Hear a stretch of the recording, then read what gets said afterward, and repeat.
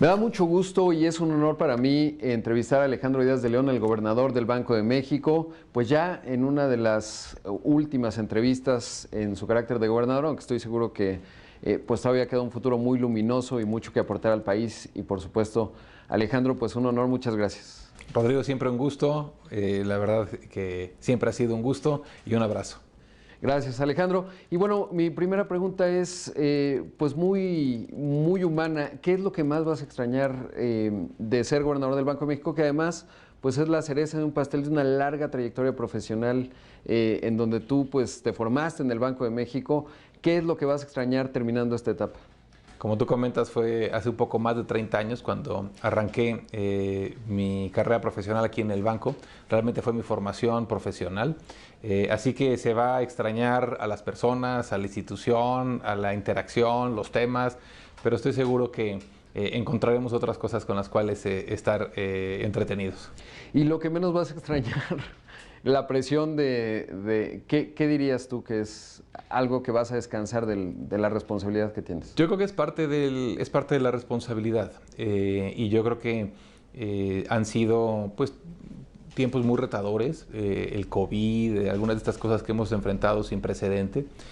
Creo que ese tipo pues de retos son a su vez estimulantes en lo intelectual, tratar de entender el qué y el por qué de estos procesos, cuáles pueden ser la mejor contribución del Banco Central para hacer frente a estos retos.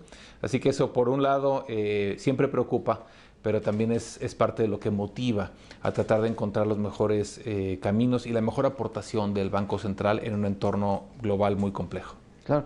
¿Qué dirías tú que te sorprendió de ser gobernador del Banco Central? A pesar de que pues, te formaste, como ya lo decimos, en el banco, ya que tenías la responsabilidad, ¿qué fue, digamos, algo que hayas dicho, no me esperaba esta situación o esta naturaleza en la decisión?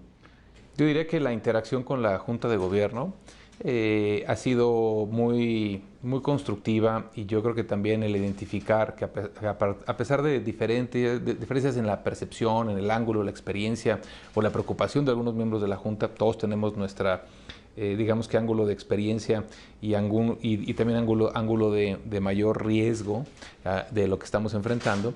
Entre todos hemos podido identificar cómo caminar de una manera que en lo institucional creo que ha sido con paso firme. Y en ese sentido esa interacción del máximo órgano de gobierno del banco creo que ha sido pues una experiencia pues muy estimulante, muy gratificante. ¿Cuál dirías tú que es la tónica o la curva de aprendizaje que tuviste en términos de comunicación? Porque hemos ido viendo cómo se le agregan, por ejemplo, elementos al comunicado muy reciente en cuanto a la expectativa trimestral de inflación, etcétera, para ir transmitiendo mejor. ¿Cuál fue esa curva de aprendizaje en términos de la comunicación y qué dirías que pues es uno de los elementos que hay que considerar? Te diría inclusive que una primera lección de aprendizaje fue cuando hubo los ataques cibernéticos a las instituciones, algunas instituciones de crédito y a su perímetro asociado al SPEI, pero no directamente al SPEI. Ese implicó un reto en materia de comunicación muy importante, implicó adecuar y poner a punto los protocolos para ese tipo de contingencias.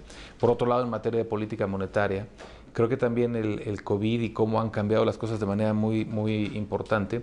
Este último pues anuncio que se hizo de incluir a la inflación en todos los comunicados de política monetaria que se tomó hace algunos meses, tuvo su razón de ser cuando en junio ya advertíamos presiones inflacionarias muy súbitas, mucho más pronunciadas y más persistentes de lo que habíamos considerado. Y en toda la Junta caímos en cuenta de que hubiese sido un buen instrumento tener justamente la actualización de los pronósticos para transmitirle al público por qué se toman las acciones de política monetaria. Así que por eso fue que desde agosto ya se incluyó los pronósticos y en su versión más reciente los trimestrales. ¿Por qué los trimestrales? Cuando hay estos choques que han sido tan pronunciados, en su medición anual se arrastran por 12 meses y puede dar la impresión de que la inflación sigue sujeta a choques adicionales, cuando a lo mejor el choque solo se dio en un mes y después se mantuvo constante en términos de nivel de precios. Entonces, al dar un pronóstico trimestral, se da una mejor referencia de los choques que se dan en cada trimestre. Así que ha sido un aprendizaje y una puesta a punto continua en cuanto a los mecanismos de comunicación, y creo que esto ha sido aún más claro ante lo inédito que ha sido la pandemia. Claro, y es que, por ejemplo, la que vemos el promedio del cuarto trimestre, uno podría pensar que en diciembre se va a disparar, eso cambia la expectativa y en realidad si uno ve enero, bueno, digamos el primer trimestre y el segundo, pues ya uno se da cuenta que más bien es un efecto específico. Sí, al ver nada más las anuales, uno diría que todo el año que entra va a ser de inflaciones muy elevadas y eso podría parecer que es de presiones adicionales durante todo el año. Y no es el caso, es realmente el nivel de precios al que ya subió, pero en variación anual da un nivel elevado. En los trimestrales empieza a bajar de manera más clara en la general desde el segundo y el tercer trimestre del año que entra. Y creíamos que era importante agregar esa información en nuestro comunicado. Claro. Ahora, en el debate de la inflación transitoria, veíamos en el informe trimestral que mencionabas, bueno, una cosa es la variación, otra el nivel, hay, digamos, distintos componentes. ¿Cómo ves ese debate a estas alturas y ya terminando el 2021? Yo creo que para todos ha sido muy sorprendente lo que ha pasado con el COVID y a veces comento que a nivel mundial el hecho de que sea tan sin precedente un choque como este, usualmente nuestros modelos están calibrados para ya sea periodos de recesión o de ciclo económico a la baja o de crisis financiera o alguna crisis económica, pero no con una crisis de salud que es completamente ajena a la condición de la economía y que tuvo una contracción muy brusca, muy súbita, muy rápida, pero un rebote también muy ágil y muy significativo. Eso, la verdad es que a nivel mundial, y se pueden ver en los pronósticos de bancos centrales y de organismos multilaterales, pues hubo errores de pronóstico importantes, tanto en términos de actividad como en términos de inflación. Y en inflación nos hemos dado cuenta a lo largo de este año, como en economías avanzadas y emergentes, pues los pronósticos de inflación se han venido revisando al alza. Así que lo que parecía a que era algo pues de corta duración porque había todavía brechas negativas de producto, etcétera, y no había elementos para sostener una dinámica de precios más alta, nos hemos dado cuenta que algo que fue clave en todo esto fue que los hogares, al no poder gastar en servicios como lo venía haciendo, ya sean turísticos, restaurantes, entretenimiento, etcétera, todos hemos concentrado nuestro gasto en la adquisición de bienes de consumo duradero. Y cuando las economías avanzadas les dan estímulos fiscales tan cuantiosos, y en particular en Estados Unidos, y por su proximidad con México, el aumento en los precios de las mercancías ha sido muy significativo. Así que todo este proceso ha sido, yo diría, sin precedentes, de aprendizaje para todos. Y tenemos, yo creo que nuestra máxima obligación es decir las cosas como las estamos viendo, con la mejor información al momento que la estamos tratando de identificar, aunque sabemos que puede haber cambios a la vuelta de la esquina, ya sea por nuevas variantes, nuevos contagios, aparición de vacunas o inclusive algunos estímulos de gasto. Sí, es un panorama realmente complejo. ¿Cuál dirías tú que es la principal confusión que hay de las personas? Porque todavía muchos tienen el marco de referencia de vamos a un escenario de crisis y como que se tiene mucha claridad en cuanto a la función del Banco de México, pero todavía hay miedos ahí enrausados en muchas personas. ¿Cómo ha sido el reto de comunicarlo en términos de justamente pues esto que ha permitido que México en el siglo XXI pues tenga una inflación baja y estable, se haya mantenido el poder adquisitivo de la moneda, que es un asunto esencial, sobre todo si observamos países como Argentina, ahora Turquía, etcétera, y ahí se muestra muy bien el valor que ha tenido el banco, pero ¿cómo ha sido esa parte de transmitirlo? Porque todavía hay gente que tiene mucho miedo. Apuntas a un tema clave porque si advertimos que la inflación, tanto general como subyacente, está en sus niveles más altos de las últimas 2 décadas, pues uno diría, bueno, hay suficientes elementos para tener esa preocupación o esa angustia de si realmente vamos a tener un proceso que complique de manera significativa la inflación y por un periodo largo. Yo diría que hay elementos que apuntan a que esto no es así y a que debemos de evitar que este sea el caso. Por ejemplo, usualmente esos procesos de alta inflación estaban asociados a procesos de depreciación significativa del tipo de cambio. Es decir, algún proceso interno en el que la inflación interna se veía presionada. Si ahorita vemos cuál ha sido el comportamiento del tipo de cambio, yo destacaría que ha sido de las economías emergentes con un comportamiento de tipo de cambio más ordenado, no nada más recientemente, sino inclusive en los últimos 2 años, a pesar de la pandemia, que tuvo una depreciación importante para todos. Hemos visto un comportamiento más ordenado que en muchos de los países de la región latinoamericana. En ese sentido, eso refleja que los elementos internos están tratando de contener y no amplificar este choque que viene del exterior. Yo creo que la inflación y las presiones en las mercancías, cuando uno ve los índices inflacionarios en Estados Unidos y en México, tanto de precio al productor, de variación de mercancías, son muy similares. Eso refleja que estamos muy integrados a la economía americana, donde se le incrementó la capacidad de gasto a los hogares de manera significativa. En la medida en la que esa capacidad de gasto se vaya diluyendo, vaya disminuyendo, y nosotros mantengamos condiciones en los mercados financieros y cambiarios ordenados, vamos a contribuir a que la inflación regrese conforme lo hemos dado a conocer en nuestros propios pronósticos. ¿Cuáles son los retos o los temas que observas para el Banco de México que quedan ahí como uno de los temas fundamentales? Hay sistemas de pago, por supuesto la regulación del sistema financiero en su conjunto, que a veces nos centramos mucho en la inflación, pero que son componentes bien importantes. Yo diría que seguimos enfrentando una oportunidad y reto, suelen ir de la mano, muy grande en materia de la adopción de tecnología, tanto para el sistema financiero como para los sistemas de pagos. Hemos visto inclusive cómo los medios de pago por el COVID han crecido a un ritmo vertiginoso. Muchos millones de mexicanos que antes no tenían acceso a banca digital lo tienen, porque con el COVID realmente implicaba una restricción significativa ir a una sucursal. Así que debemos de aprovechar que inclusive las generaciones mayores también, que antes podía haber cierta resistencia a comprar cosas de manera electrónica, pues ya han tenido que vencer esa inercia, y eso puede ser muy constructivo y muy positivo para ofrecer servicios financieros a través de medios digitales. Consolidar estos avances que se han dado para romper la barrera de a lo mejor no tener una sucursal cerca de casa, pero sí poder tener banca y poder tener acceso a servicios financieros. Eso va desde la parte de pagos, la parte de depósito e inversión, y también la parte de financiamiento y crédito. En ese sentido, creo que una oportunidad muy grande hacia adelante es consolidar los pasos que se han ido dando. El banco tiene una agenda ambiciosa al respecto.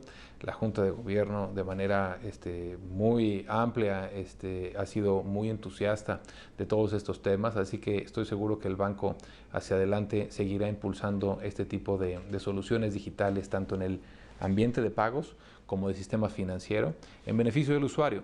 No hay que olvidar, y el banco así lo ha visto, nuestra razón de ser como reguladores del sistema financiero y de pagos es poniendo al centro a los usuarios, y que los servicios que puede recibir sean cada vez mejores y de mejor calidad. ¿Ves un futuro, digamos, en las criptomonedas? Lo hemos hablado en algún momento, pero ahora que hablamos de digitalización, muchos piensan en criptomonedas, hay mucho frenesí allá afuera. ¿Cuál es tu visión al respecto?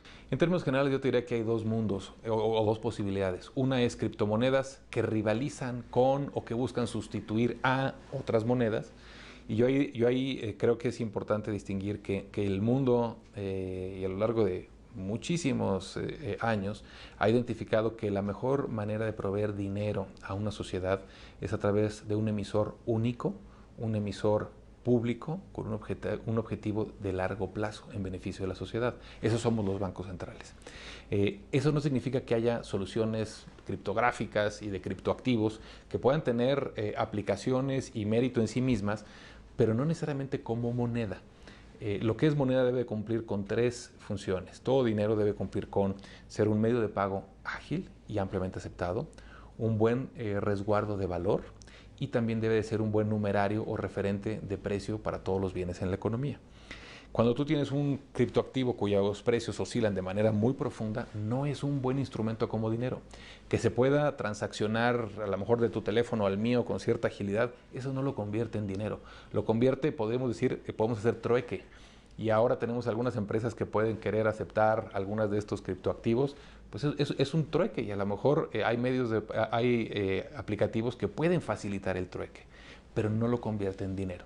Así que por un lado, como dinero, sigue siendo la vertiente que proveen los bancos centrales la que yo considero que es la más afortunada, y debemos de ver cómo las tecnologías permiten hacer una extensión ágil que sustituya a lo mejor al efectivo y a los costos asociados al efectivo de una manera ágil. Y creo que ese es el elemento clave. Hay criptosoluciones que pueden tener su mérito como activos, no como dinero, y los bancos centrales estamos llamados a desarrollar versiones digitales del dinero que ponemos a circular. Tenemos la obligación de proveer moneda nacional, pero también una vertiente digital de bajo costo, ágil y que sea cercana al usuario. Y que ahí, bueno, pues ya digamos el escenario pues va avanzando en México. Tenemos, por supuesto, CODI, que ha sido, digamos, una herramienta muy importante y que en la conversión yo creo que eso es otro de los grandes aportes durante tu mandato como gobernador del Banco de México en función de tener una plataforma neutral, ¿no? Porque cambia mucho la dinámica cuando es de un jugador, o de dos jugadores o de tres jugadores, porque ya a largo plazo y el bien público pues puede pasar a segundo término. Sí, yo te diría que inclusive a nivel internacional hay dos ejemplos que contrastan. Uno es el caso de India y el otro es el caso de China. El caso de India lo ha hecho sobre rieles públicos, arquitectura abierta, interoperable, con reglas del juego claras y tiene un ecosistema vibrante y muy eficiente. En el caso chino han sido más bien a través de dos o tres redes que no son plenamente compatibles entre sí, que son sustitutos una de otra y que ahora han tenido una serie de acciones regulatorias, digamos, que trata de revertir parte de esta solución insular o de silos que se ha optado.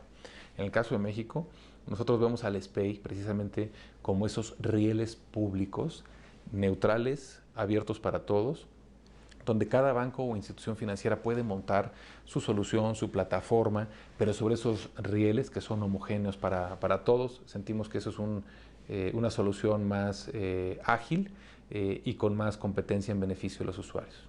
Ahora, otro factor de incertidumbre en este final de 2021 en muchos círculos es un cambio de estafeta, una nominación, pues digamos, diría poco ortodoxa en términos de cambios intempestivos. Primero iba a ser una persona, después otra. ¿Qué dirías al respecto? Sobre todo porque el banco tiene una vida institucional, está muy una legislación que lo protege, pero que también lo determina y sobre todo saber tu impresión en el cambio de estafeta que seguramente estás viviendo en estas semanas. Para mí lo más importante es cumplir la ley del banco y el marco constitucional en el cual se enmarca. Creo que es muy importante, hay plazos fijos, ahora sí que todos lo sabemos, cuándo inicia el periodo, cuándo termina el periodo. Sabemos que se manifiestan dos poderes en cada designación de cada miembro de la Junta. Primero es el Ejecutivo, quien propone, y después es el Senado de la República, o en su caso la Comisión Permanente, quienes determinan también y ratifican esa nominación. Así que cuando dos poderes de la Unión se manifiestan para designar a cada uno de los miembros de la Junta, eso yo creo que es un marco adecuado, un marco idóneo, atinado. Tiene sus plazos, tiene sus estilos, pero fuera de lo que pasa de ese marco, pues siempre habrá estilos y maneras de hacer las cosas. Pero lo que es clave es respetar ese proceso, esos tiempos. Y yo estoy muy convencido de que si el perímetro constitucional y legal del banco se preserva, el banco va a entregar buenos resultados. Por supuesto. Y en ese sentido, ¿cuál es tu impresión personal, digamos, en la transición y en el cambio de estafeta que estás pues atravesando ahora en estas semanas? Yo he tenido un diálogo muy abierto y muy franco con Victoria, que le agradezco mucho y como se lo dije a ella, para mí es de suma importancia que la institución tenga una transición tersa y adecuada y yo estaré siempre, hoy y mañana, con gusto de hacer lo que en mis manos esté para que la institución pueda enfrentar los retos que tenga. Claro, y además hay que decir que el Banco de México ha tenido pues una formación, ha sido un semillero de muchísimo talento, pero sobre todo cuando nos comparamos, por ejemplo, con la Argentina, que es un ejemplo muy claro, pues han tenido más de 10 banqueros centrales, mientras que en México ha sido muy ordenada esa parte, ¿no? Y es digamos, a lo que te refieres, finalmente son mandatos bien claros, leyes muy específicas, y mientras eso siga ocurriendo, pues, y no veo que eso vaya a cambiar, sobre todo porque lo has dicho en algunos otros momentos, yo creo que la sociedad mexicana valora muchísimo al Banco de México, sobre todo porque este siglo XXI, pues, nos hemos beneficiado de ello, ¿no? Como sociedad. Un poco lo resumiría de la siguiente manera. Las crisis de balanzas de pagos tan dolorosas en los 80s, 70s, 80s, inclusive también en principios de los 90s, nos han enseñado que la estabilidad es un bien público altamente deseado e indispensable. En ese sentido, la partitura, por así decirlo, del Banco Central proviene, este perímetro constitucional y legal, proviene de esa concepción de lo deseable que es tener estabilidad. Si esa partitura del Banco Central se mantiene y se preserva, pues el banco va a tener que seguir entregando esos mismos resultados. Por eso hago énfasis en que si se preserva el perímetro constitucional y legal del banco, los resultados se mantendrán, porque al final del día el diseño en la ley es muy claro hacia la prioridad de mantener una inflación baja y estable y también un sano desarrollo del sistema financiero y de pagos. Claro, por último, o casi por último, saber cómo estás viendo la transformación global de la política monetaria en su conjunto, porque con los cambios tecnológicos, una parte muy importante que a veces no se habla tanto, pero es el cambio climático como un factor de estabilidad en el sistema financiero. ¿Cómo observas a la Banca Central, digamos, en su transformación de los próximos 5 años? Porque al igual que la sociedad se está transformando rápidamente, pues la Banca Central no puede ser distinto. ¿Cómo observas esa coyuntura? Yo creo que ese es de un reto muy, muy especial porque, por un lado, se mantiene la labor y la necesidad esencial de los bancos centrales de proveer moneda y que cumpla estas 3 funciones que decíamos: medio de pago, depósito de valor y un numerario en la economía para que todos los precios estén denominados en esa moneda. Eso, digamos que tiene miles de años y va a seguir, pero en un contexto muy cambiante, por cuestiones tecnológicas, de integración de mercados, de choques sin precedentes, de cambio climático que puede también tener condiciones y afectaciones muy significativas para los sistemas financieros. Así que es una mezcla de una necesidad esencial que se mantiene, que es la misma, pero en un contexto de cambio dinámico en lo tecnológico, en lo climático, en lo institucional, en la integración global, y que eso hace que de alguna otra manera dar los mismos bienes públicos a los cuales estamos obligados cambie de manera dinámica y que en cada contexto y cada reto que enfrentamos no necesariamente implique que hay que tomar las mismas decisiones que se tomaban, sino también tener un poquito de esta agilidad, en una palabra, resiliencia, que resiliencia es cómo resistimos ante algún embate o choque y respondemos y nos adecuamos para seguir dando y cumpliendo con la provisión de los bienes públicos a los que estamos obligados. Claro, y eso requiere mucho estudio, generación de nuevo conocimiento, porque cuando pierdes puntos de datos del pasado y cambian hacia adelante, pues hay que tener mucho estudio. Y eso me lleva a preguntarte, ¿qué veremos de ti? Eres muy joven, ¿dónde vamos a ver, digamos, a Alejandro Díaz de León, pues en el futuro? ¿Dónde te estás viendo? Supongo que ahorita el escenario es descansar cuando acabe esto, porque es muchísima presión, pero ¿en dónde te vamos a observar y desde dónde vas a seguir aportando? En estos últimos meses he estado pues muy concentrado en tratar de identificar todo lo que conviene hacer y dejar pues para que el tránsito institucional sea el más afortunado.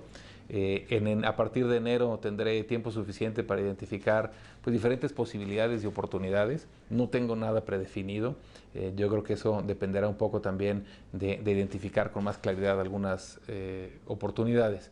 Pero siempre con mucho entusiasmo de enfrentar una nueva etapa, un nuevo reto y encontrar algo motivante que hacer. Sin duda, y además el mejor banquero central del año, de verdad en un momento complicado pues no es un asunto menor y sin duda creo que pues no es un asunto fácil definir quién ha sido uno de los mejores banqueros centrales, pero sin duda pues el reto que te tocó a ti y cómo lo resolviste pues habla mucho, digamos, de tu trayectoria, pero sobre todo del legado que dejas en términos del Banco Central.